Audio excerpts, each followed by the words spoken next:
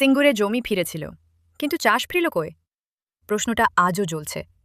Tata গাড়ি কারখানা নিয়ে মামলা মোকদ্দমার দীর্ঘ লড়াই আগেই শেষ হয়েছে। প্রায় ১০ বছর আগে সেই জমি আবার চাষিদের হাতেই ফিরেও এসেছে। তবুও আজ কেন সিঙ্গুর মানেই প্রতিশ্রুতিভঙ্গ? কেন বিশ্বাসভঙ্গের গল্প বারবার ফিরে আসে? সিঙ্গুরে শিল্পের স্বপ্ন কিভাবে অপমৃত্যু ঘটেছিল তা গোটা দেশ নিজের চোখে দেখেছে। শিল্প চলে গেছে, কিন্তু চাষও কি ফিরে এসেছে? না, আজও সিঙ্গুরের চাষিরা দাঁড়িয়ে আছেন খালি জমির সামনে, না শিল্প না ফসল। যে জমি চাষিদের ফিরিয়ে দেওয়া হয়েছিল সেই জমিকেই আজও চাষের উপযোগী করা হয়নি।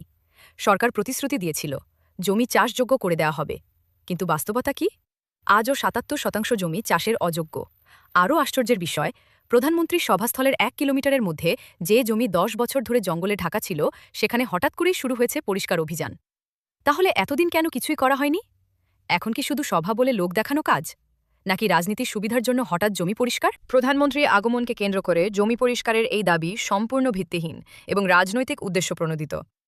প্রশাসনের সঙ্গে একাধিক বৈঠক হয়েছে, সেখানেই সিদ্ধান্ত এই জমির স্থায়ী ও যুক্তিসঙ্গত সমাধান চাই। সিঙ্গুর শুধু একটা নাম নয়, এটা হাজার হাজার চাষির জীবন। চাষ না হলে এই জমি ভবিষ্যৎ কি? এই প্রশ্নের উত্তর কারো না কারো দিতেই হবে।